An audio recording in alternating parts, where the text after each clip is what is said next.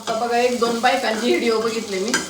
Okay, तर video कसे आहेत त्यांचे, म्हणजे त्यांचं काय नवऱ्यावर त्यांची म्हणजे नाही का भांडणं होऊन त्यांनी सोडून दिलेलं आहे त्यांना, त्या पुरुषांना. आणि मग दोघी पण त्याचे फोटो वगैरे वापरून त्या पुरुषांची त्यांनी बदनामी चालू केली.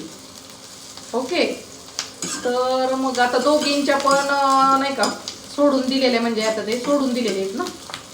तर दोघींच्या बी नवऱ्यांनी त्यांना सोडून दिलेल्या माणसांनी त्यांना धमकी दिली जीवे मारण्याची त्या बायकांना.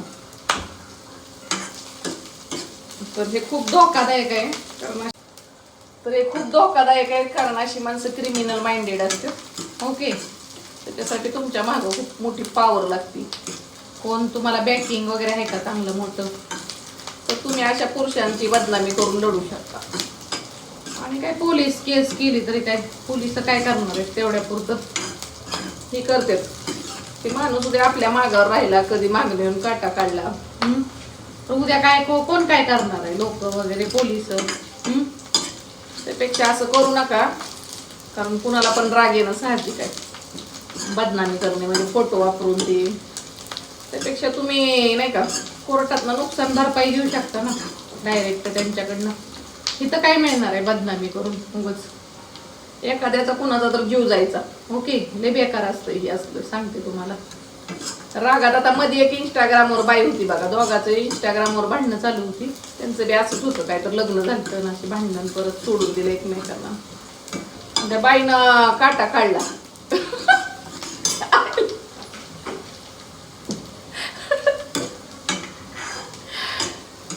तर त्या बाईनं काटा काढला.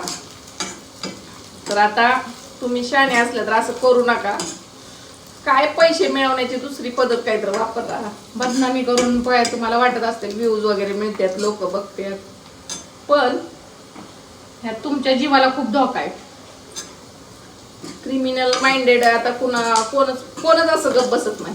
आपली बदनामी केली तर मग लोक नाही का कशाचीच परवा करत नाही, जाऊ द्या म्हणतात, आत तर आत जाऊन बसतात. मग काय तर करून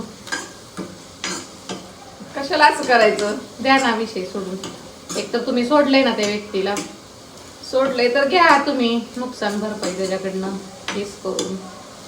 असं बी का केस करून काय उपयोग नसते, परत कोर्ट कचेरी खेळायला पैसा लागतोय जवळ.